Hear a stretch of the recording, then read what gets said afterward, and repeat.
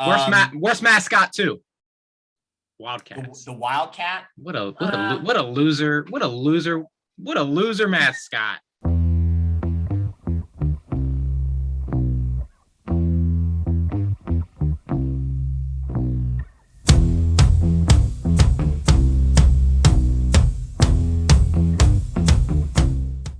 Good morning, everybody. Good morning. It is December 1st. We made it to December of 2021. I want to start the pod out by giving a shout out to all of our listeners. I posted the previous pod, last week on Thanksgiving Day.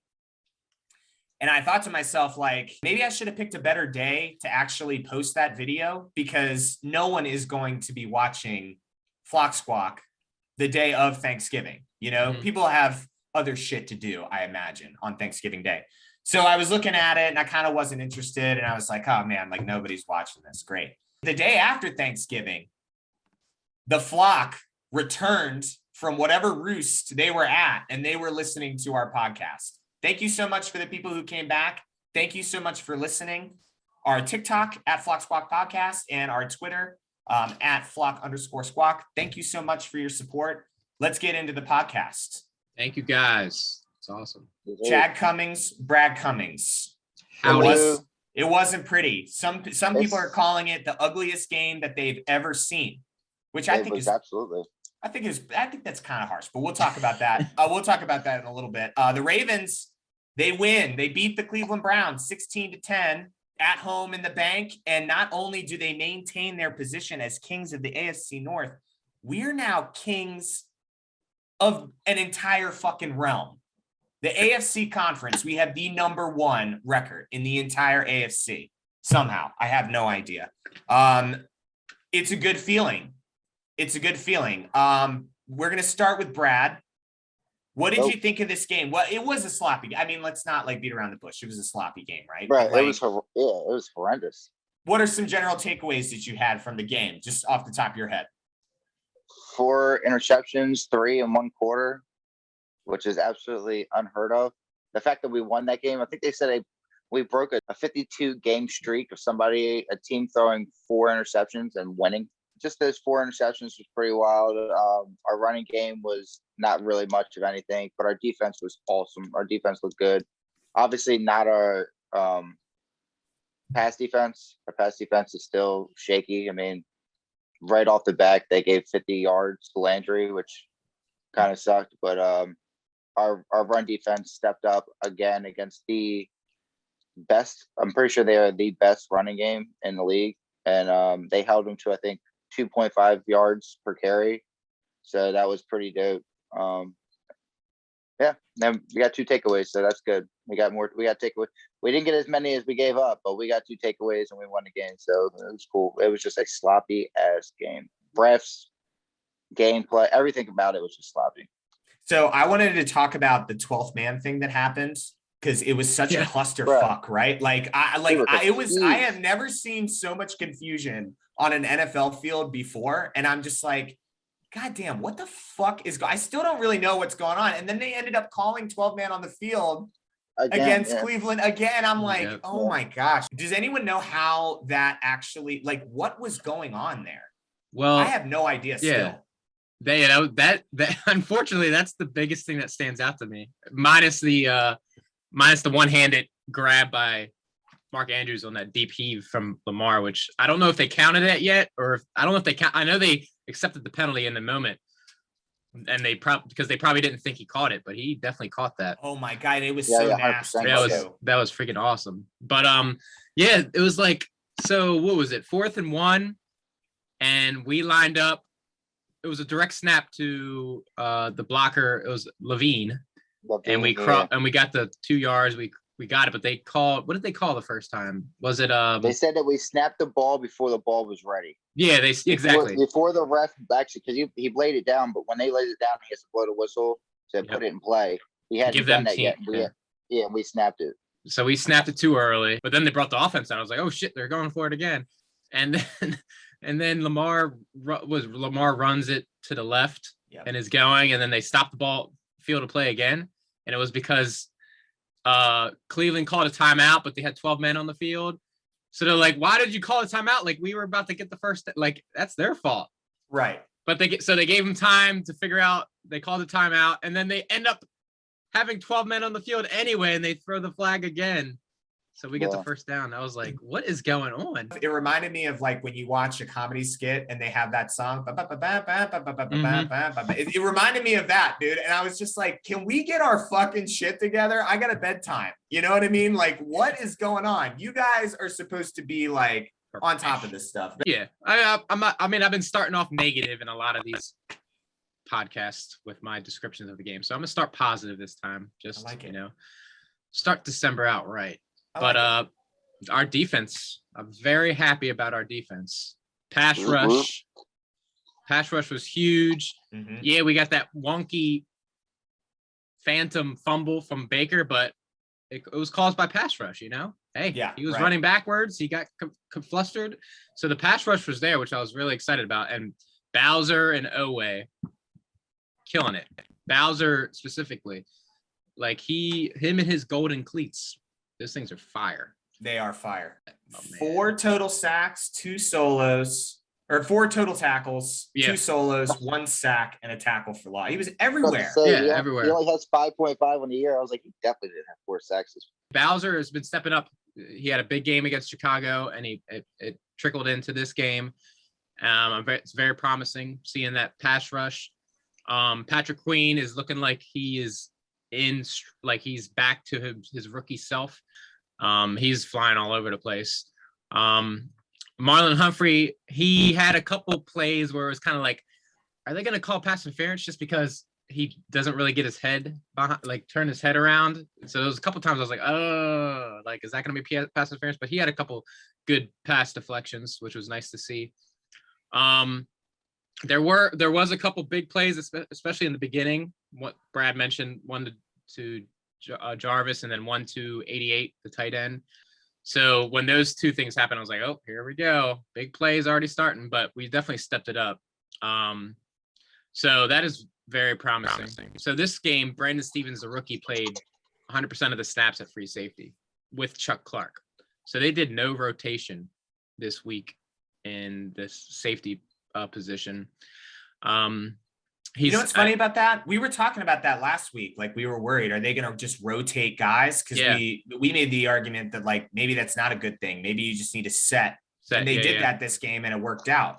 Yeah, and I wonder if that's because Jimmy Smith again wasn't playing this game. So I don't know if Brandon Stevens is the permanent answer, but hey, it worked this game. So yeah, I mean, he had there was a couple times I was like his angles were off, but he's young, so that's a good game. Like, that's a good way to get him some reps, get him in a full game and is under his belt. So that's good to see, because he's a converted running back from college. Right. Like, he played, I think, one or 1.5 years of defensive back in college. So he has a lot to, learn. He's a pretty raw guy. So, but yeah, positivity, the defense looking strong. We got a couple takeaways. You know who else they said was raw coming out of the draft? Odafe Owe. Oh, definitely. Okay, can we talk about the Cleveland play where Jarvis Landry, he's lined up at quarterback and like Baker Mayfield is out wide, and we're like, okay, so like Jarvis Landry, obviously, if you don't know this and you're not a Browns fan or you're not paying attention to the AFC North, Jarvis Landry could be the backup quarterback for the Cleveland Browns if he really wanted to be. I mean, the guy can throw. Mm-hmm. He's beaten us with his arm before. Like, he a couple touchdown passes. Yeah. Right. So he's lined up at quarterback, and we're all like, okay. So I'm like, all right, this is weird. I've never seen Cleveland do this ever. And I think it's because Baker's hurt. I think they're trying to get his shoulder right. And I don't think with the pass rush and the way it was going, I think they were trying something. Yeah. So he hikes the ball. He runs to the right. There's good protection. Like, Owe almost gets out of the edge of the screen.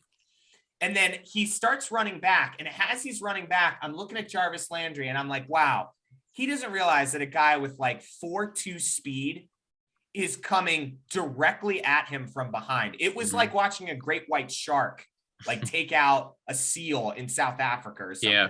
He comes screaming back in, hits the ball. Of course he fumbles it. Like, he's not a quarterback officially. And he didn't see this guy coming. ball's on the ground and it's recovered. And that's the kind of stuff that our defense was missing the first half of the year. And now we have 2 games where we put the ball on the field with Justin Fields. Mm-hmm. That's why I screwed that sentence up. And then we did it again with Jarvis Landry and Baker. We forced a fumble. We almost had an amazing Geno Stone moment where if Geno just picks up that ball, my guy from Iowa, if he just picks up that ball and takes it off, I think this score is deceptive. Because the defense, the way Chuck Clark dropped an interception in this game. Oh my God. I want to talk positively about Chuck Clark, and like, I can't, because that would have been a moment where if he had gotten that pick. Oh yeah. Game was over. We're burning time off the clock. We'll talk about the offense because how dysfunctional it is, but like, we could at least maybe get a field goal out of that situation, or at least burn time off the clock. This game could have very easily, Geno Stone picks up and scores. And if Chuck Clark converts, and we could put maybe 10 more points on this board, and all of a defense, sudden, and the narrative is completely different. Chad, you were talking about how there's no established leader on this defense. Yeah. What do you think about Tyus Bowser being that guy? Like, I think he could be that guy. Like, maybe he, depending on how the rest of this season goes, maybe they found an answer there. Like, maybe that's the answer. Yeah, like he's definitely stepped up. He could be that, momentum starter type of guy if he keeps on making these big plays, I don't think he's much of a vocal guy, but he could, just lead by example type of guy. If he's doing that. I also was talking about like the green dot, the leader of the defense who's calling the plays and stuff like that. And I don't think edge linebacker would fall into that position, but he could definitely lead as a momentum type of person, making the type of plays he's been making. Getting guys fired up, like making a big play and getting the defense fired up. I think that's your guy. And I feel pretty comfortable with that as of right now, Yeah. So the defense played great. Let's switch over to the offense. So I don't know if you knew this, but Lamar Jackson threw 4 interceptions. 2 of them were definitely his fault. Like, 2 were definitely his fault. There's a couple where you're like, all right, like the first one that he threw, I think was deflected. And then the last one where he threw it up to Mark Andrews, that very easily could have been an incompletion. And just the way that ended up happening, Mark Andrews, I guess, like bounces the ball back into his arms, basically. That's what it looks like anyway. So that's kind of rough. But 2 of them, the one where he threw to the outside, he should have thrown to the outside instead of the inside. It's like, come on, man. And then the other one, I think he just didn't see the linebacker or something, and he stepped in the way and intercepted it. But those are pretty bad. No receiver had over 70 yards receiving for Baltimore in this game, even Mark Andrews. The ball was run efficiently. Like, I liked seeing Latavius Murray back. I like seeing him run between the tackles. But we're terrible at third down. We have a 36.5% third down efficiency rate. We're bad in the red zone, excuse me. And our quarterbacks have been sacked 36 times. The league average is 25. So like all of these things are sort of happening at the same time. It just seems like our offense is going to be an offense where Justin Tucker is going to have to kick 3 field goals a game just to keep us above water. And then we're going to have to hope that we can convert on a touchdown in the red zone, because historically with Lamar Jackson anyway, we've been pretty good with it, with that particular statistic. But like, Brad, we'll start with you. Like, is there a specific problem that you can point to with the offense that you can just correct? Like, I feel like the red zone offense, they just need to get more creative down there. We have Lamar Jackson, for fuck's sake. Like, I have no idea why we can't score in the red zone. But do you think that there's anything that sticks out to you that really, like, you can point to and be like, okay, that's something we need to fix going forward if we want to make a playoff run? I just think, besides, obviously getting out of a third down, we are like one of the worst teams on third down. We're like 25th, I think, in the league. But we don't really do too many plays. Like, I feel like when especially on those third down plays, we don't even try to get the first down. You know what I mean? Like, it seems like we're just like, we're okay with punting the ball and getting off the field. Where it doesn't seem like we're trying to make a big play like this.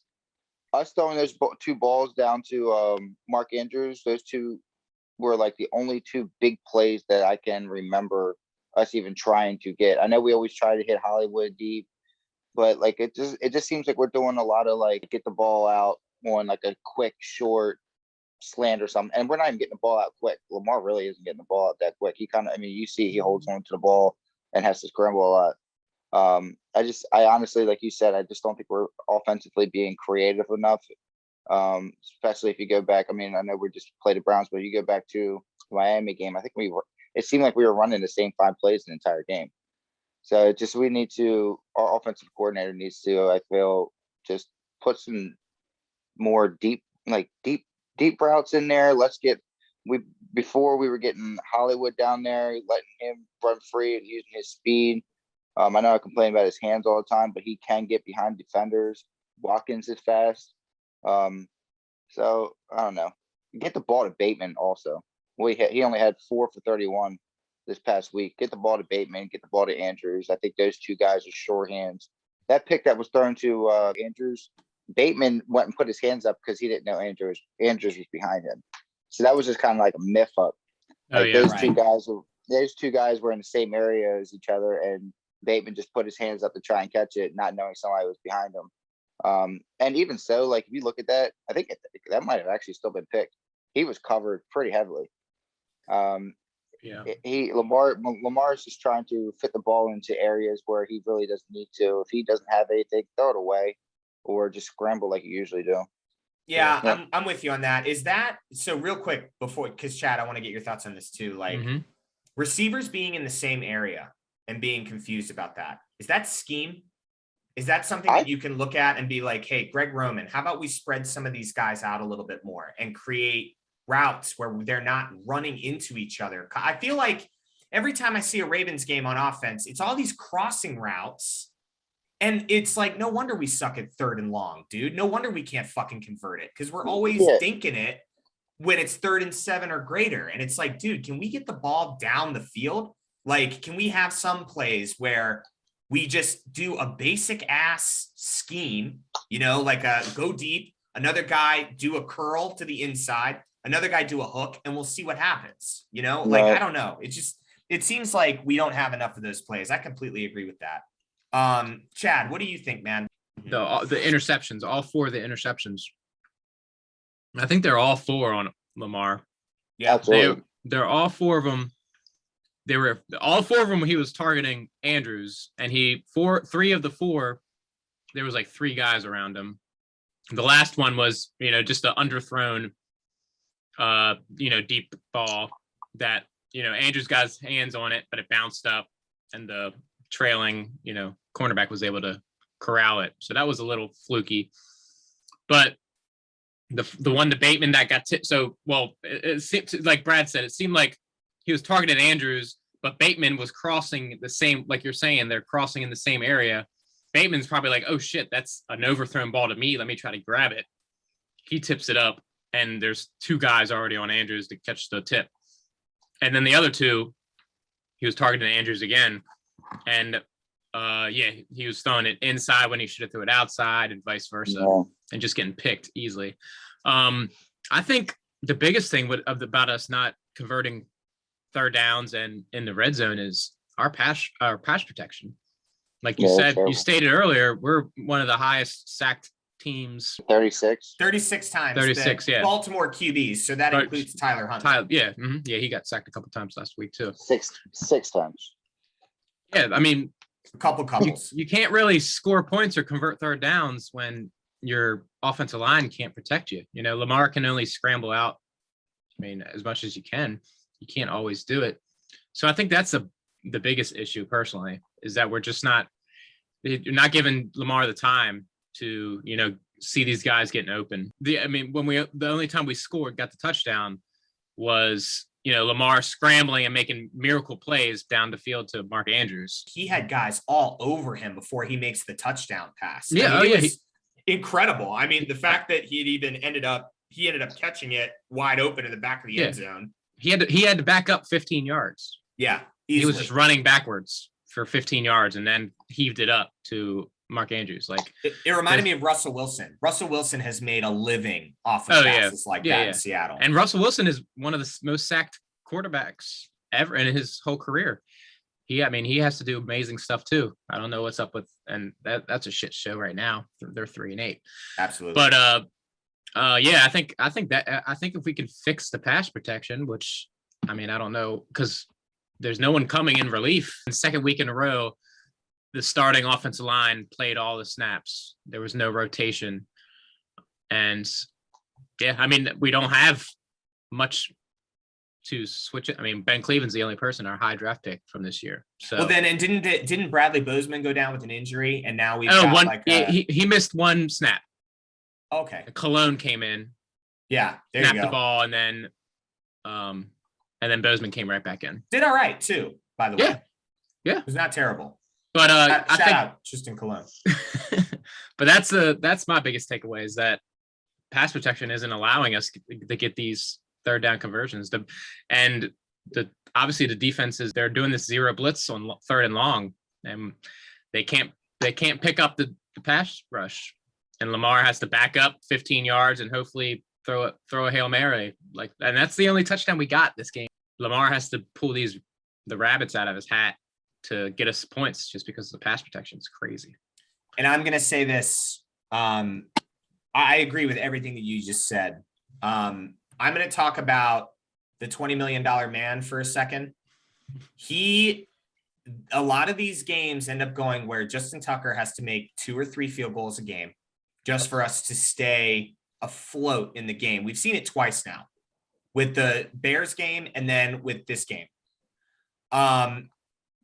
We joke about like his value and we joke about like what we think that he should be paid. But I'm going to go out and say that the only thing that would constrain his value is what a market determines that he's worth. I think in these games, like when you look at, okay, I know for a fact that I can put up at 9 points a game if I just get in to the area. If you can't convert in the red zone, you need to have a good kicker.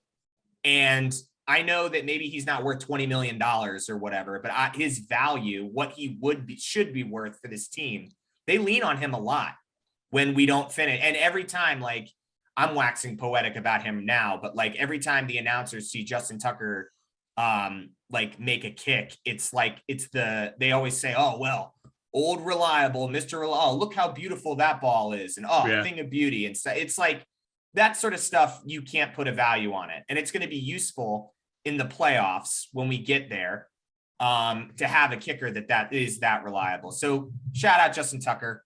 Big JT. Justin Tucker show. Before we move on, this is just a side note, and because we're about to run out of time here anyway.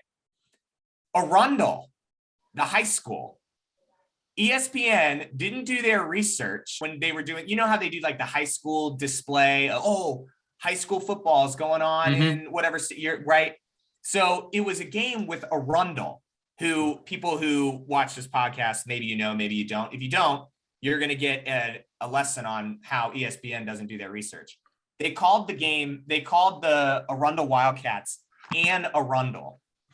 Oh shit! We were trying to figure out what that text message meant. Yeah, we missed that. It was in the broadcast before it started, and they said "Ann Arundel." And Arundel High School. I'm like, and I saw the green helmet, but then I'm like, oh shit, is Arundel on TV right now?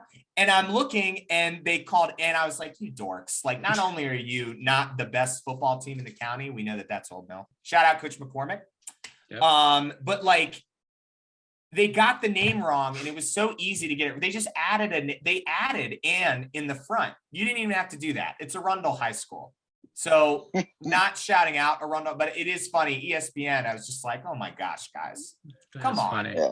And no one else would get it unless you lived in Anne Arundel County, I guess. Yeah. So worst mascot too. Wildcats. The Wildcat. What a loser mascot. Wildcat. I mean, Wildcats in the game.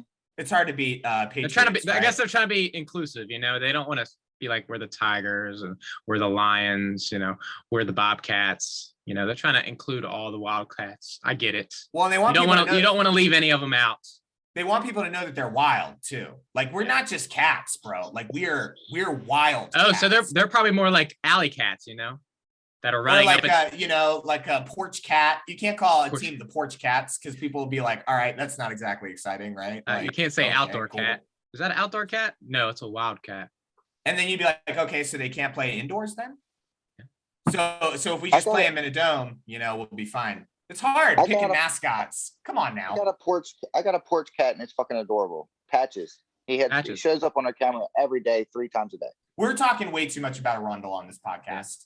We'll go back in post-production and we'll be like, hey guys, at least they're not the Gophers.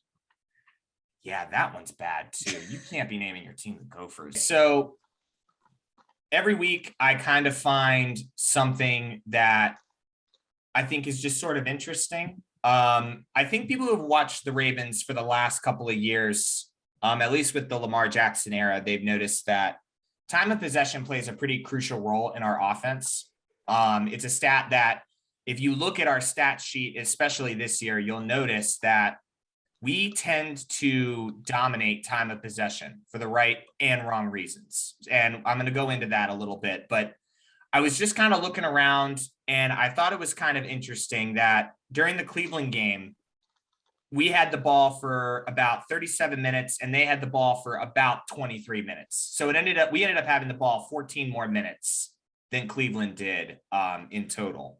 And I think it kind of showed throughout the game, right? Because when a game comes down to one possession, I feel like that's when TOP really comes into play. Because if our coaching staff has basically just said look, our offense right now is a little bit dysfunctional, but the way we've structured our offense is, all right, we're just going to hold on to the ball for long periods of time, as long as we possibly can, by running the ball and throwing these short little plays. And then we go into the red zone. And the idea is they score a touchdown, put up 7 points, and the opposing quarterback has been sitting on the sideline forever, and just hasn't had a chance to move the ball down the field. And a lot of teams do that, but I don't think they do it with the success that the Ravens do. So I'm looking at some of these games, right? Like if we go back to the 2 games where we didn't equal time or didn't have greater time of possession, I should say, were week 1 against Vegas, which you can throw out because it was week 1 and they had months to prepare for us. The other game was against Detroit. Detroit held onto the ball for 5 more minutes than we did. They were very effective at running the ball. And the only reason we won that game is the giant outlier that is a 66-yard field goal, right? It boggles my mind to this day that I even witnessed that. Every other game we dominate time of possession. The games where we really dominate, Los Angeles against the Chargers, we held the ball for an extra 16 minutes. It showed. We blew them out. The Minnesota game, this is kind of where it gets a little wonky, but they were scoring so quickly and our drives were taking forever. Yeah. And that we tried to play our game and they tried to play theirs. And what ended up happening was Minnesota lost by a field goal, and that's where time of possession can be kind of deceptive, because if your offense or if the opposing offense is just scoring on you nonstop, well, that stat's not going to look as great because you're going to get the ball back and have more yard or have more time of possession that way. But the past 2 weeks, Chicago and Cleveland, we turned the ball over a lot, but our defense was so great that we got them off the field. And then Chicago it was plus 17 minutes or something like that we had the ball. With these 2 recent performances, Chad, we'll start with you. I feel like the Ravens offense is structured in a way where even if the offense is struggling, if you can just hold on to the ball and pick up first down, you can sustain a drive and burn time off the clock. At one point during the Cleveland game, they had a 9-minute drive with 17 plays. Do you think that's a strategy that you can utilize in the playoffs? And does it look like a strategy that can limit, say, a Buffalo who can score points at will, or a Kansas City who can score points at will? Is this a strategy that you think pays off? I mean, we've been doing it for the past couple of years with pretty good results. Yeah, I think with our rushing abilities, especially at quarterback, it's a great strategy to utilize. You run the ball, the clock ticks. The longer you have the ball, the less time the other opposing offense has the ball to score. It's a great way to build your offense around it.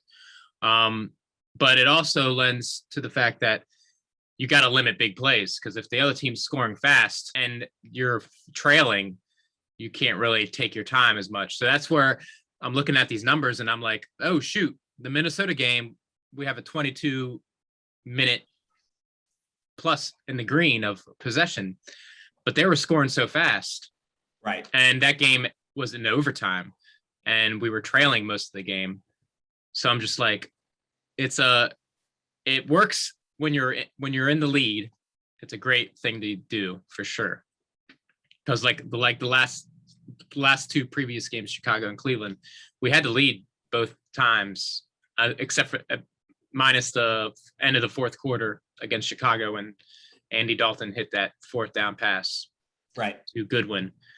So it's kind of like a case by case scenario. You want to ideally use this technique while you're leading, and we're one of the better offenses that can do that because we can run the ball pretty effectively with our personnel that we have. So that was the problem the last few years, is that people were like, well, yeah, they run the ball and they time possession is in their favor, but they're always in the lead. And this year we've proven that when we're coming from behind, we've been able to score fast and all. So that's a good sign that we're evolving from that, that technique that we used the last 3 years. Mm-hmm. But yeah, I think a lot of these numbers are maybe a little bit, skewed to the fact that teams have been getting huge plays against our defense and scoring really quick. Like the Cincinnati game, we have a +4 point, but they were scoring quick, like 3 huge touchdown passes that happened really quick. So yeah, I mean, it's definitely a good technique to use when it's working. And it might be go ahead. It might be one of those things where, like, it's hard to turn the Titanic. Have you ever heard that phrase? I feel like, so much of our offense has been based on dominating time of possession that even if the defense is like giving up big plays, John Harbaugh and company are just going to be like, yeah, but that's not our game. You know what I mean? Our game is to run the ball. Our game is to hold the ball. Mm-hmm. And even if our defense isn't performing up to snuff, like that's the way our offense is going to run. And I don't have a problem with that. I think it's a great strategy actually. But Brad, like, what are your thoughts on this? Like, do you think there's anything to suggest that if you dominate time of possession late in December, maybe it's a good sign that these last 2 weeks you've been able to put up 10 plus or more to steal possessions from teams? What do you think about that?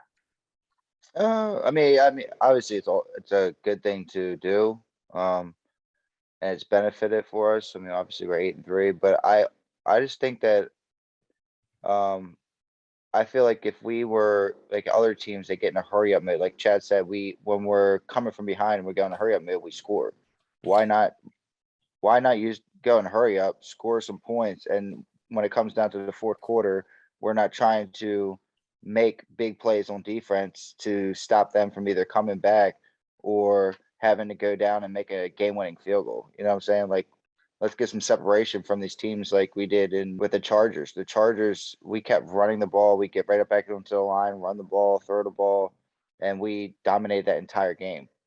Time possession is key, but we also got to get points on the board. And I just feel like we don't we just don't look like we're even trying to do that sometimes. We're like you said, we're content with taking time off the clock, and that's not going to be beneficial for us coming down to these last games when it's all divisional games, and then you're playing against an Aaron Rodgers, and then, I mean, the Rams have been slipping, but they're still a good team, so it's going to be tough to be doing that same play coming against these next 5 or 6 games. It's hard too, because judging these two teams that we just played, it's Chicago and Cleveland, right? Like, Chicago is not a good team. Cleveland is a good team, but they're just banged up. And I think they've got a lot of turmoil swirling around their club right now. But I think it's the way to go if you want to beat the Steelers. Talk about a transition, right? It's fucking Steelers week, boys. Steelers week. It is the first crack at the rivalry that I think has been, besides, I mean, maybe you could say Bears Packers, but it's been so one-sided for so long. Like, this might be You can make, I guess you can make a case for Saints Falcons too, but like you could make an argument that Ravens Steelers is just like, this is the game that everybody wants to watch, regardless of where you are from in the country, because they know they're going to see some smash mouth football. And I think nothing's going to be different this particular outing. So Chad, give me a score prediction for this game. Give me your general thoughts on the Steelers. And let's see if we, for the second week in a row, I have a record that matches up with one of the Cummings brothers, because that'll be interesting. I'm going to say it's a low scoring game, much like this previous divisional game.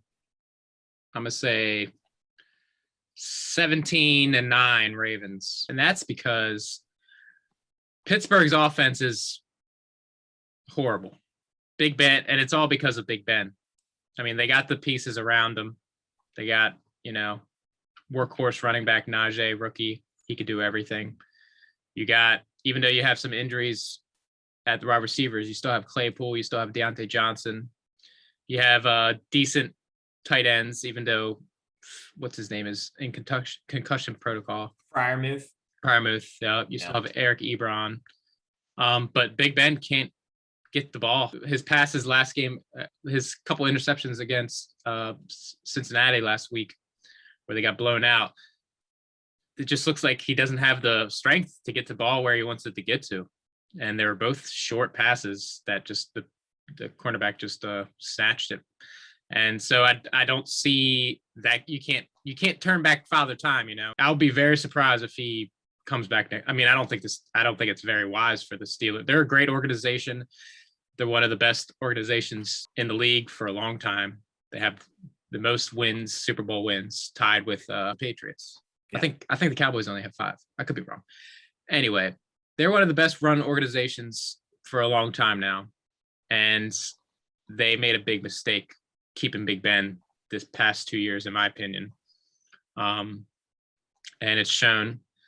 Their defense is great. They've always had a great defense, but defense can only do so much when your offense is not sustaining drives and when they're turning the ball over. Defense can only do so much. So with our turn of events in our defense, turning the tables around and actually playing well the last 2 games, I hope that trend continues just because we have that motivation and that momentum. And I think we can force a couple turnovers against Ben, but I think also our offensive line is struggling and they have a great defense. So I feel like it's going to be a lot like last week where it's going to be a low scoring game, but we've been figuring out a way to make these games happen and go our way, whether it's with Lamar making miraculous throws, plays, Mark Andrews making crazy catches, or Justin Tucker kicking 66-yard field goals. So I think that trend continues and we win, but it's not going to be a pretty game. But it'll be fun because it's Ravens Steelers, Yeah, it's always fun when it's Ravens Steelers, whether it's at Heinz Field or whether it's at the bank. It's always a great time. And I highly recommend, if you're an NFL fan, you should go to one of those games at some point just to check it off the list. It's coming to an end, in my opinion. I mean, this version of it, yeah. Yeah, like when you're thinking the rivalry, it's Heinz Ward against Ed Reed, Terrell Suggs against Ben Roethlisberger, Ray Lewis against Rashad Mendenhall, or whoever running back they had, Yeah. We have Haloti Nada. This has been one of the best rivalries, and I'm glad it was in one of our teams was involved in this. But it's going away, unfortunately. Like, I feel like there's more of hype around, Lamar versus Baker now, and Lamar versus Burrow now. And I don't think that'll be long term though. I think the Steelers, I trust Mike Tomlin. I trust the Roonies. I think they'll turn it around, and before you know it, like, ratings will be through the roof again. Brad, what's your picks? Like, what do you got? I always take the Ravens, so I'm gonna take the Ravens again. But I think it's going to be 30-27. I think it's gonna be a high scoring game. I think Lamar's coming off of 4 picks. He's going to come out and try to turn it up on them. Steelers defense really isn't that good. Their total defense is like 25th ranked in the league. Our rushing is 2nd in the league, so that's a key matchup with them. But their rushing is 28th in the league. So with Lamar running a ball, hopefully we can get a touchdown or so. Freeman get back into the end zone. Yeah, their offense is trash. I mean, our defense is stepping up, but our offense is trash. But I do see them taking to the air with Johnson. He's a beast, especially coming across the middle, and then Claypool just going down the side. I mean, they're going to hit a big play on us. Everybody's hit a big play on us, and it's just, is it going to be Claypool going down the side, or is it going to be Deontay Johnson going across the middle and it's just getting a big play on us like On a slam. Travis Kelce, like Travis Kelce did, and just kind of ran around the whole team. So I think we'll be good though. I think we'll end up still winning, but I do think it's going to be a high scoring game on both ends. Yeah, I can see this game going one of two ways. So the first way I see it going is the Ravens win like a really close game. My score prediction for this is 22-17 Ravens. I just think with rivalry week, I think things kind of get ratcheted up a little bit. I think you're probably going to see more points scored from both teams, just because they know how important the win is going forward.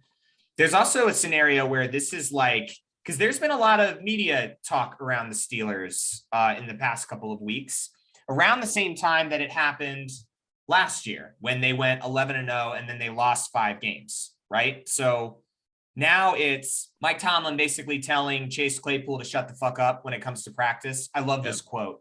Yeah. I don't know if you read this story, but Chase Claypool was like, "Oh, well, I think it would be kind of fun if we had some music at practice, it makes everybody looser." I'm paraphrasing. I always paraphrase. It making things looser, but Mike Tomlin has been doing this a lot longer than I have. And Mike Tomlin was like, last time I checked, this motherfucker was a wide receiver and he's pretty good at it. So I'll let him just keep doing that. But I'm a head coach and you're going to do what I tell you. Shut the fuck up. Yeah. Right. Like that was basically the quote. I loved it. Mike Tomlin is getting all these like, because a couple months ago, it was like, the USC job opened up. Mike Tomlin would be a perfect fit for that. And it's like no other. This is the only year where he might have a losing season. And people are asking him if he's going to go get another job. Like, are you out of your fucking mind? Right. This dude has won like 2 Super Bowls in Pittsburgh. That's fucking insane. Why in the world would he do that? Mike Tomlin's sick of this shit. Ben Roethlisberger's sick and fucking tired of being told that he's too old and can't play. And maybe he comes out and has one final game at Heinz Field where he shows that he's a stud, 2 Super Bowls in his career. I mean, you can make arguments about his career and how the first one went, completing 9 passes and still winning a Super Bowl. It like boggles my mind, but it was a different NFL back then. Maybe he comes out and he says, you know what, like, fuck all these people. I'm making one final run. Let's do it. Let's beat the Ravens on our home field. I don't think that's going to happen. I got 22-17 Ravens. I feel like they have, because TJ Watt is not fully up to game speed yet. He's had a couple games where he doesn't look right.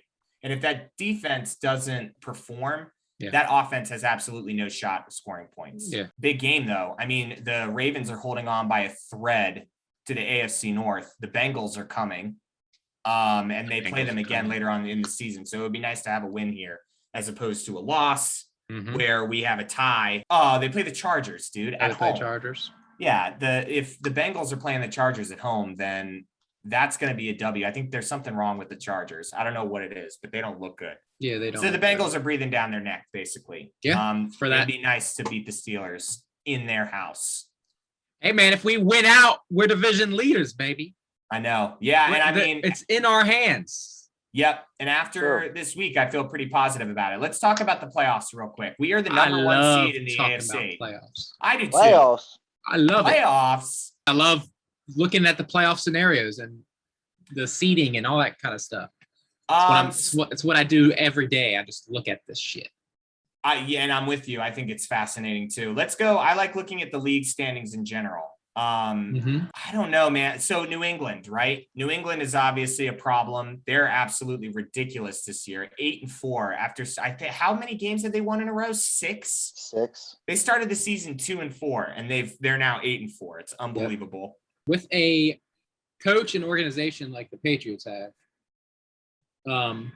it was only a matter of time before they get their shit together. And a lot of people, I'm not saying that I knew that Mac Jones would be a good quarterback right away, but yeah, there was a lot of controversy about them picking Mac Jones over Cam cutting Cam and making Matt Jones their starter.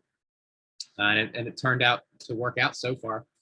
And I foresee the Pittsburgh Steelers, maybe next year when they're focusing on getting another quarterback, they have a slump year like the Patriots did last year, but they're right back in the thick of things with a great coach and great organization. They could be in the Patriots positions 2 years from now. Definitely. But yeah, they're definitely one of the surprise of the season, the Patriots. Right. Yeah. And then you've got the Titans too, who are headed on the downslope. I think that I'm sorry, man. You just can't convince me that a guy who is responsible for like 70+% of your offensive plays, if that guy gets injured, your team, I think what happened was there were a couple weeks where the defense was like, man, we don't need Derrick Henry to win. We can step it up. We can win some of these games. But when they come up against tougher competition and it's time to play their game, they don't have the guy that helps them play their game. You know what I mean? And I think that's why they lost to New England. Go ahead, Brad. I get that. Derrick Henry is a beast. You cannot replace Derrick Henry. Impossible. Best running back in the league. But they did just run 220, 230 yards with 2 backups against New England's defense, and their run defense is pretty damn good. So Hilliard had like 120, and then Foreman had like 115. So if they can continue to do that, they'll be pretty good. They just ran into a team that was on a hot streak and got outplayed, but I feel like the Titans are still going to be in there. They could very well go back and take over their division. If not, they're guaranteed to get. I think they're guaranteed to get a playoff position. They're going to be in the playoffs for sure because I think the Colts. If we're looking at the Colts, they're hot. They've won 5 of their last 7 games. They're at the Texans this week. Their schedule is at Texans, Patriots, home against the Patriots, at the Cardinals, home against the Raiders, and at the Jaguars. It's not exactly an easy schedule, but it's not exactly a tough one either. Maybe they can make some noise, but I don't know. I think Tennessee is definitely going to get into the playoffs. I think they've done enough of the work. Yeah, early. I think they win a division. Yeah, I don't know. It just kind of depends on how the Colts go because I like the Colts team. I don't. With Carson Wentz, man, I just don't know if that's the right quarterback for that team. I'm just not entirely sure. And then if we look around the other spots, the AFC West is going to come down to the wire. I have no idea. Are the Broncos good? I don't know. Are the Raiders good? I don't know. They won last week. The Chargers might stink, and the Chiefs are on the ascendancy. So it's going to be the Chiefs that grab that 4 spot. I think. Their defense has been stepping up, man. Yeah, big time. I just think that's whatever bump or hiccup that they experienced in the middle of the season, I think that's over with. I think they're just going to move on. So the wild card spots then is where things get very, very interesting. As of right now, the wild card games would be LA at New England, Buffalo at Tennessee, and Cincinnati at Kansas City. So your 7th seed is the Chargers, your 6th seed is the Buffalo, and your 5th seed is Cincinnati. Is there a team in there that you think might unseat one of these 6 teams? Because I don't think so for the 2nd, 3rd, and the 4th seed. But is there anybody who could possibly break through between the Chargers, the Bills, and the Bengals? Is there an outside team there that you think okay, maybe this team has a shot? So we got Broncos and Raiders at 6 and 5. We got the Colts and the Browns at 6 and 6. I think that's where you limit. I don't think Steelers have a shot, unfortunately. No. Does Miami? They've won 4 games. They're out, right? I don't think Miami has a shot either. Too bad. Yeah. I'd say Browns, Colts, Raiders, Broncos maybe have a shot. And out of those 4, the one I trust the most is the Browns sneaking in somehow. The Browns, really? Yeah, that I don't know. I don't trust the Broncos. I don't trust the Colts, and I don't trust the Raiders, but the Browns I do. I see. So when I'm looking at the top 7 spots in the AFC right now, I think Titans and Chiefs have the division. I think they're going to end up winning the division. In what order, I don't know. But it's going to be Titans and Chiefs. Patriots and Ravens, it's up in the air. I think the Bills can have a shot. at taking down the Patriots, and I think Cincinnati has a shot at taking down the Ravens. Right. But I think those 6 teams are in the playoffs no matter what. Right. Baltimore, Patriots, Titans, Chiefs, Bengals, Bills. So the 7th seed is where these 5 teams, including the Chargers, it's kind of up in the air for me right now. If I had to pick one, it would be the Chargers. But if I pick the second, it would be the Browns sneaking in. Oh man, I would say Chargers or Browns in that 7th spot. Everybody else is in there some way. Maybe probably not in the order that they are in there now, but they're in there. Brad, what do you think? I think the Chargers just stick where it's at with the position. I just hate the fact that we're even having this conversation because, like Chad said, there's six teams that are guaranteed to get in there. There's top 6 teams, and the 7th team should not even be making the playoffs. Isn't that how it always goes every year, though? There's always that team that's at the very end, that 7th seed, and you're like, what the fuck, dude? Like, how the hell did this team get in here? Well, this is the first time that there is a 7th seed. No, this is second year. Second year. Yeah. Yeah. So I think it's pretty phony that we even are doing it, but it should just be 6 teams getting in. They- But since we have to talk about it, I would just say the Chargers are going to keep the position. You think Chargers going to stay in that 7th seed? So the 7 teams that are in there right now are staying in the playoffs. You think? They're going to stay in the playoffs, but I don't know if they're necessarily going to stay in the same position. That Oh they're in yeah, right I now. agree. Yeah, Right. The positions will move around, definitely, but we should talk about these other teams. I don't know. I'm looking at the Colts. Yeah. If the Colts can go on I know they had a setback this week, but if they can go on a run here, I mean, their remaining schedule at Texans, we already kind of went through this, but like the Texans, they could beat. Maybe the Patriots are a problem. Patriots are a problem. I agree. At the Cardinals, I mean, it is a tough schedule, but I don't think it's like impossible. I love that defense. I love Jonathan Taylor. I love Nyheim Hines. The only question that I have is the quarterback, right? Like Carson Wentz. And that's a big part of your team. I know, man. I know. Throw it up to Pittman. Pittman will get it. And then you look at some of their losses, and some of them are pretty bad, but some of them it's like they had the Ravens by 17 points. They just blew the game away. They beat the 49ers in their house. They beat the Bills. They beat the brakes off of them in Buffalo. I don't know. I think if the Colts, if you're going to have a team that makes noise, I think the Colts are probably the team to do it. If you look at their point differential, it like jumps out at you. With the Colts, they have a plus 57 point differential. They have an offense that scored 340 points. When you compare them to like, say, the Chargers are coming off a loss and they have a minus 20 point differential. Like, do we really think that at this point in the season, things are going to turn around? I don't know. I just look at the Colts and I think, okay, I could make an argument here. The team is coming together. They had a shitty loss last week, but if they can hold on to, I think they can beat the Raiders. I think they can beat I don't know. I just think if your team is going to dislodge anybody, it's probably going to be the Colts. I like that argument. The net points is a good indicator. I look at that a lot. Yeah. And Indianapolis, out of those teams, has the best net points. And my team that I think can make it, the Browns, they're negative net points. So, and the Browns are headed south. I think they're a mess, Chad. I think they're a real mess. I think Baker Mayfield, like people are going to start asking about Baker Mayfield, whether or not he can continue on this course. I think it's unfair because I remember what the Browns were before they had Baker Mayfield, and it was no prettier than what they have, way worse than what they have now.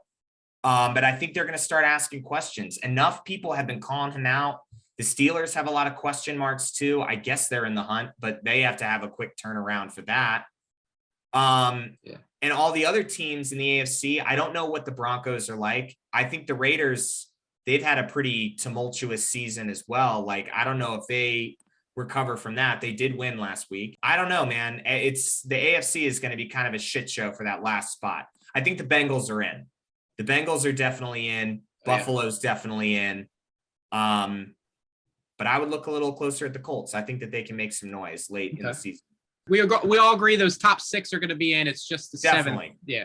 And just what the order they 7th end up in, I have no idea. No idea. Yeah. right now the playoff matchups are pretty interesting. I'm not going to go into those until probably later on in the season. Yeah, we get to like week 16. We still got 6 more weeks. Yeah. Absolutely. All right. I guess that's going to be it for us this week. Boys, do you have anything you want to talk about before we get out of here? Not to root against the Ravens, but I do hope we don't take the number 1 spot overall. I don't want to buy. Okay. I'll leave it at that. I agree with that. I'd rather I don't not mind losing.